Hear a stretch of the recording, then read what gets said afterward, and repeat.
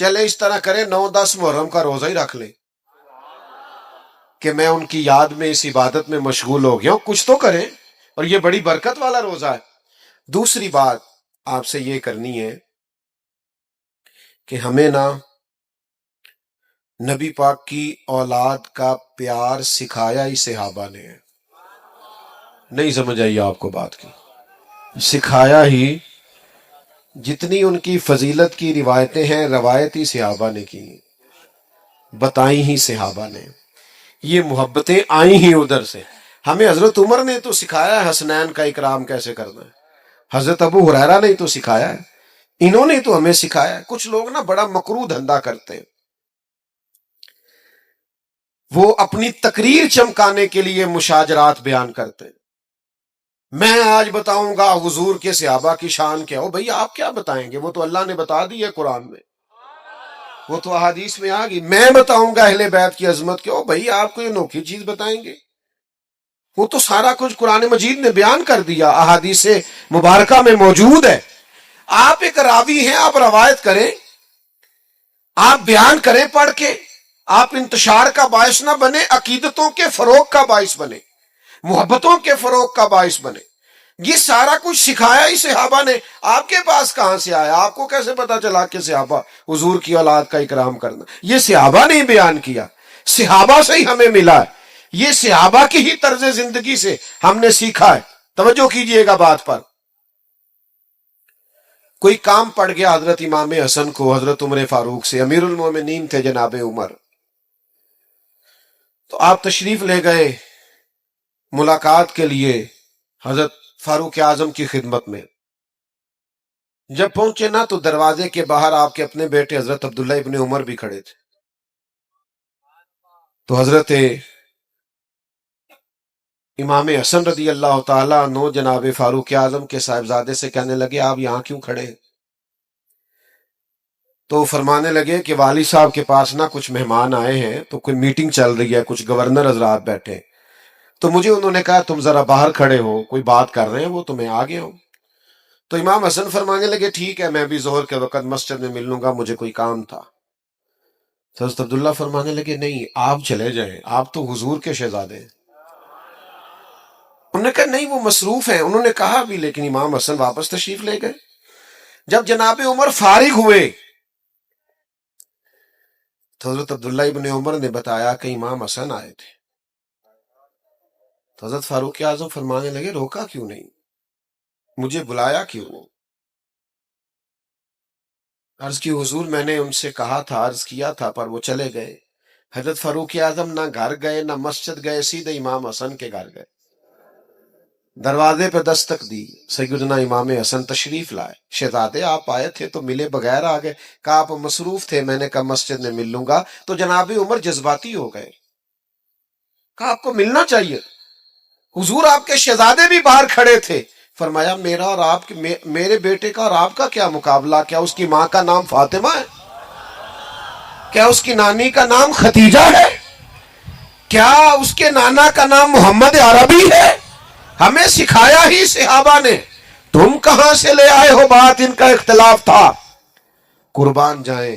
پھر حضرت عمر اور جذباتی ہوئے، سر سے امامہ اتار لیا، کہنے لگے شہزادے عمر کے سر پر یہ جو عزت کے بال ہیں یہ آپ کے نانا کے اگائے ہوئے۔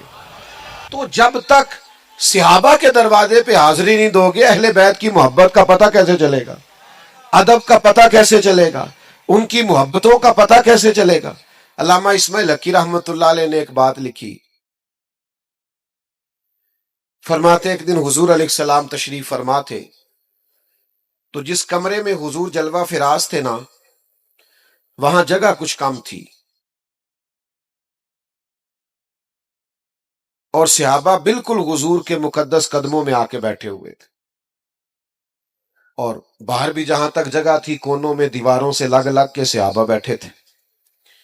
اچانک ایسا ہوا کہ مولا علی شیر خدا تشریف لے آئے۔ ہر صحابی چاہ رہا تھا میں اٹھ کے مولا کائنات کو جگہ دوں، کیونکہ سب جانتے تھے علی کی محبت ایمان ہے، ان کا بغض نفاق ہے۔ ہر ایک چاہ رہا تھا میں اٹھوں، اپنی جگہ چھوڑوں، گنجائش بناؤں اور شیر خدا کو بٹھا دوں۔ قربان جائیے، سارے ہی چاہ رہے تھے، پر پتہ ہے سب سے پہلے کون اٹھے؟ جو نبیوں کے بعد سب سے بڑا درجہ رکھتے ہیں، افضل البشر بعد الانبیاء بالتحقیق حضرت ابو بکر صدیق، جناب صدیق اکبر سب سے پہلے اٹھے، اپنی جگہ خالی کی، مولا علی کا بازو تھاما، اپنی جگہ پہ بٹھایا۔ اب صحابہ کا مجمع ہے، حضور جلوہ فراز ہیں، کوئی تبصرہ کر ہی نہیں سکتا، حضور خود ہی بولے، فرمایا دیکھا تم نے میرے ابو بکر نے کیا کیا، دیکھا تم نے یا رسول اللہ، دیکھا؟ حضور فرمانے لگے کوئی عزت والا ہی کسی کی عزت کو پہچانا کرتا ہے، صاحب عزت ہی کسی کو عزت دیتا۔ عزیزو، یہ تو ہمیں ان لوگوں نے سکھایا ہے۔ اس لیے وہ بعض لوگ ایسے ہیں کہ ان پر اب غصہ نہیں آتا، اب تو ترس آتا ہے کہ یار تم کیا دھندا کر رہے ہو تقریر چمکانے کے لیے، ان لوگوں کے مابین تم اختلاف بیان کرتے ہو جن کے بارے میں قرآن نے کہہ دیا اشداء علی الکفار رحماء بینہم، یہ کافروں پہ سخت ہیں، آپس میں تو بڑے رحم دل ہیں۔ تو جن کو قرآن مجید کہہ رہے رحم دل ہیں، نس آ گئی، تم مزید کوئی نیا عنوان کیا بیان کرتے ہو؟ تو بھائیو، ایک تو یہ کہ ان سے احترام کریں، اور دوسرا یہ کہ سمجھیں ان کی محبت اور عقیدت ہمیں کس نے سکھائی۔ تیسری بات، بہت مشکل نہیں ہے فلسفہ کربلا سمجھنا، کیونکہ لوگ پیغام امام حسین پر عمل نہیں کرنا چاہتے، اس لیے کہتے ہیں بڑا مشکل ہے، بڑا مشکل ہے۔ وہ ہمارے بعض صوفی ایسے ہیں درویش، کہتے معرفت نو سمجھنا سارے دے بس دی گل نہیں، تاکہ کوئی بندہ اس پینڈے پوے ہی نہ۔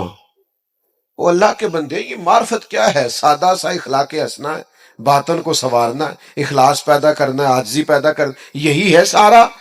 آپ کیا سکھانا چاہتے ہیں؟ مثلا صرف آپ بھگا رہے ہیں لوگوں کو، اور انوکھے انوکھے لوگ، یعنی بعض اوقات نا ہنسی آتی ہے، بیچارہ ایک دن بھی کسی ادارے میں نہیں گیا، کسی استاد کے پاس نہیں بیٹھا، کچھ پتہ نہیں، اور وہ کیا کہہ رہا ہے، کہنا مولویوں نو کی پتا معرفت کی ہوندی۔ میں کہا جیڑی تیرے کو لے ودا واقعی کسی نہیں پتا، بانج علموں جو کرے فقیری او کافر مرے دیوانہ ہو، وہ جو تو کہہ رہا ہے نا واقعی ودا نہیں پتا، تو سچ ہے۔ تو عجیب لوگ ہیں، اور جناب وہ لوگ بڑے حیران ہوتے ہیں کہ بڑی حیرت انگیز بات کر رہا ہے۔ تو سمجھ لینا ہے، آپ نے غور کرنا ہے کہ واقع کربلا واضح ہے، امام حسین رضی اللہ تعالیٰ عنہ کا مقصد واضح۔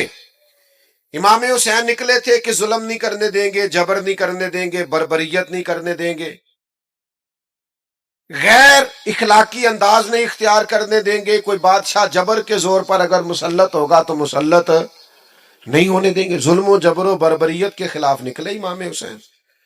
اور پھر جن رستوں پہ تھوڑی مشکل آئے نا، گاڑی چلانے والے کا پتہ بھی انہی رستوں پہ چلتا ہے، سیدھی سیدھی تو سارے چلا لیتے ہیں، یہ سپیڈ بریکر زیادہ ہو نا۔ وہ ایک دفعہ ہم سندھ گئے ہوئے تھے کچھ دنوں کے لیے، مختلف محافل میں 5-6 دن لگ گئے، تو واپسی پہ سکھر پہ موٹر وے سے چڑھ گئے، تو میں نے اپنے گاڑی چلانے والے دوست سے کہا لو اب لاہور تک آسان ہے، تو کہنے لگا حضرت صاحب ہے مشکل جی۔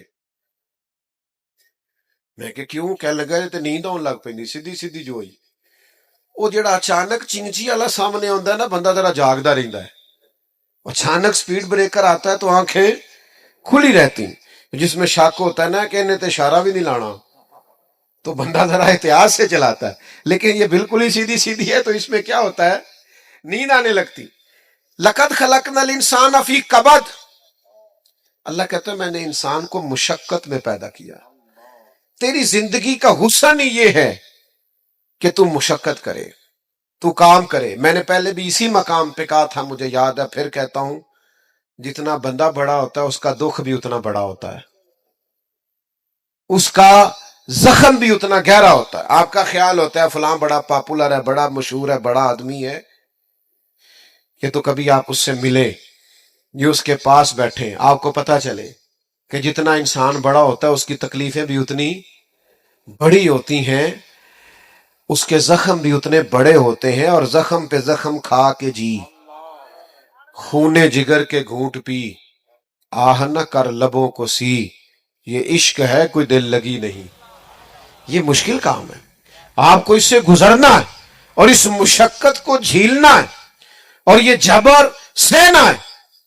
امام علی مقام نکلے ظلم کے خلاف، تو پھر وہ سارے کام انہوں نے سہے، پردیس بھی کاٹا، بچوں کی بھوک بھی دیکھی. 4 چیزیں امام حسین نے ہمیں سکھائی ہیں کربلا میں. ویسے تو بڑا کچھ سکھایا ہے آج کی بزم کے لیے. سب سے پہلے امام حسین نے ہمیں سکھایا ہے کہ جو چیز جیتا کرتی ہے وہ صبر ہے. جس چیز میں اللہ کی مدد شامل ہوتی ہے وہ صبر ہے. صبر ایک بہت بڑی تدبیر کا نام ہے. صبر بہت بڑی طاقت ہے. جو آپ کی ساری باتیں سن کے تلک چپ کر گیا ہے نا، اس کے صبر سے ڈرو.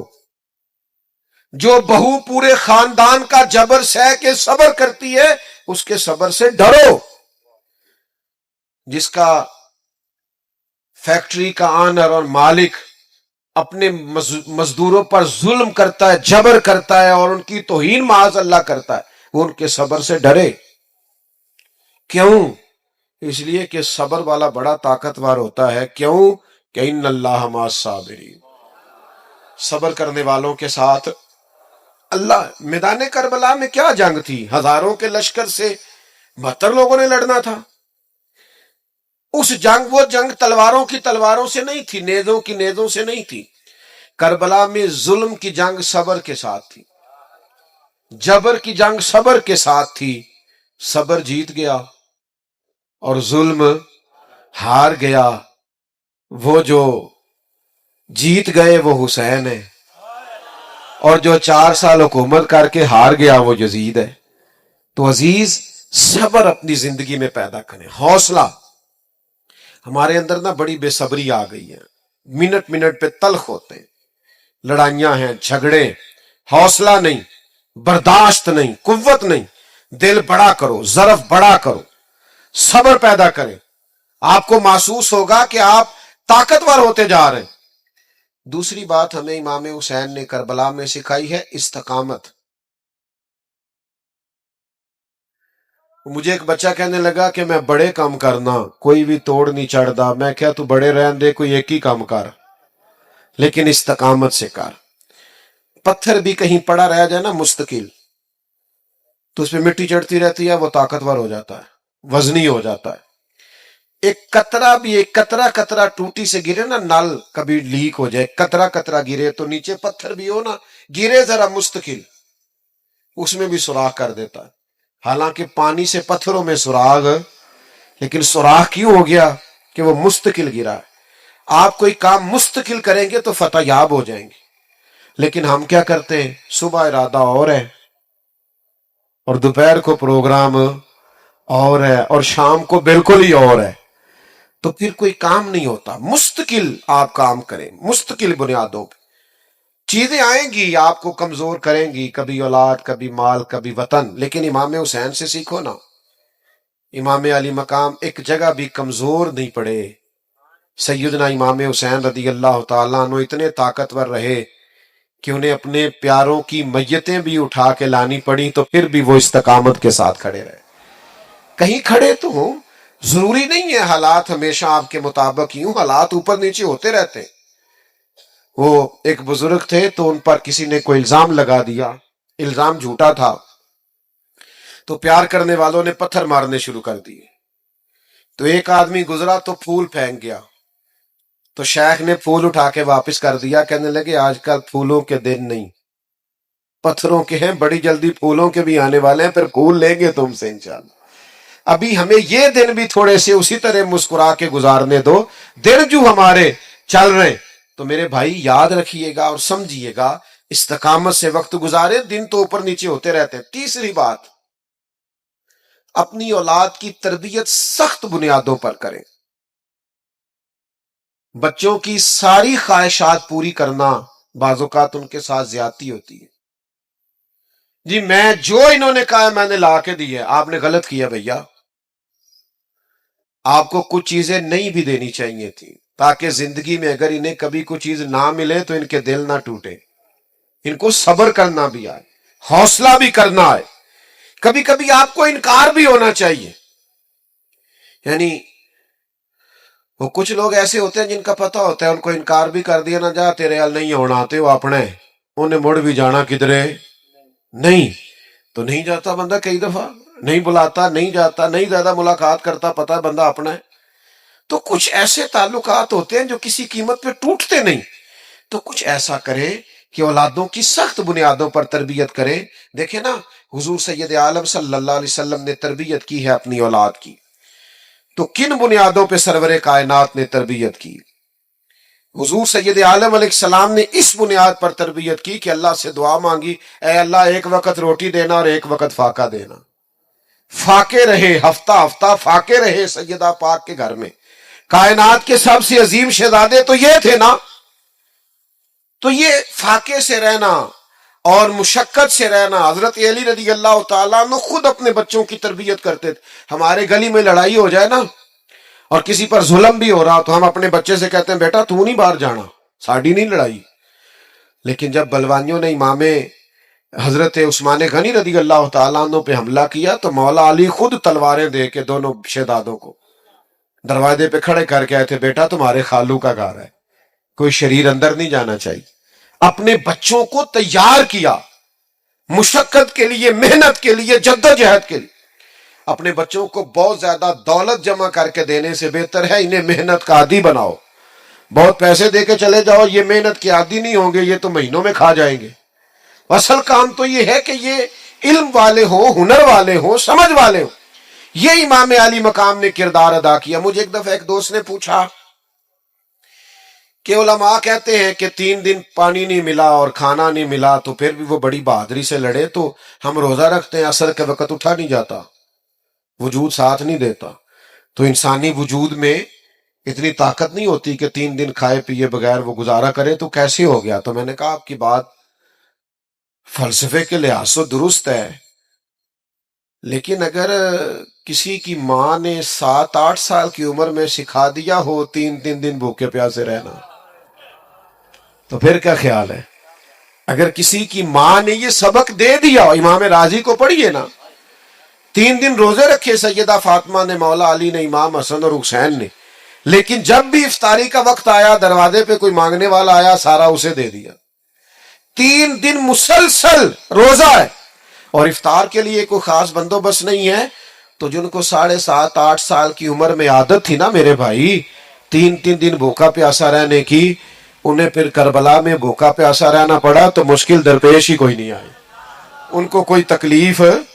لیکن جن لوگوں کو عادت ہے کہ مجھے اگر 10 منٹ کے اندر نہ ملا تو میں گھر کی فلانی چیز توڑ دوں گا تو بھائی وہ لوگ پھر میدانوں میں کھڑے نہیں رہ سکتے.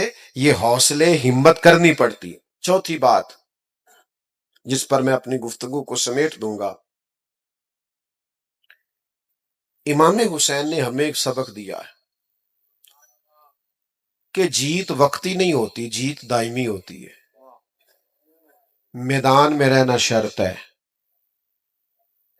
جیت کے آنا شرط.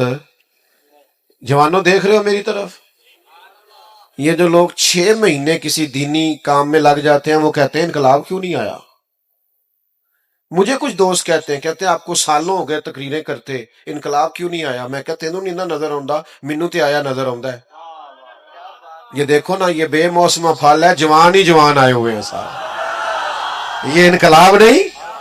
یہ دیکھو کس طرح کھڑے ہیں چاروں جانب چڑھتی جوانی اور خوبصورت داڑھی تو انقلاب ہی ہے سارا. تو میرے بھائی آپ کس کو انقلاب سمجھتے؟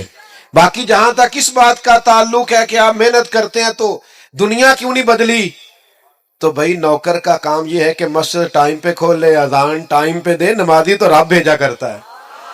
تو ہم ڈیوٹی دے رہے ہیں اور اذانیں پڑھ رہے ہیں وقت آئے گا اللہ دل بدل دے گا حالات ٹھیک ہو جائیں گے پر ہم نے نوکری نہیں چھوڑنی. ہم نے ڈیوٹی سمجھ آ رہی ہے ہم نے بات کرنا نہیں چھوڑنا ہم نے ذکر کرنا نہیں چھوڑنا. ہم ذکر کرتے رہیں گے انشاءاللہ دلوں میں اتر جائے گا. ایک وقت آئے گا تبدیلی آ جائے گی. اور مجھے تو دور دور سے لوگ ملتے ہیں وہ کہتے ہیں وہ آپ اتنے سال پہلے آئے تھے آپ نے بات کی تھی یہ داڑھی میں نے آپ کے کہنے پہ رکھی ہوئی ہے. تو پھر میں سوچتا ہوں کہ یہ انقلاب نہیں تو اور کیا ہے. میرے جیسے سب سے گناہ گار کے کہنے میں اتنا برکت ہے تو نیک لوگ بات کرتے ہوں گے تو کتنی برکت ہوگی. تو میرے عزیز امام حسین نے ہمیں بتایا ہے کہ تم ڈیوٹی کر جانا، 4 سال یزید رہ بھی گیا نا تو انشاءاللہ تعالی نام حسین کا ہی رہے گا، انشاءاللہ وقت آئے گا کہ ذکر حسین کا ہی رہے گا۔ تو محنت کریں، فٹافٹ نتیجہ نہ مانگیں، محنت کر کے نتیجہ اللہ پہ چھوڑ دیں، انشاءاللہ کرم والا نتیجہ ہی آئے گا۔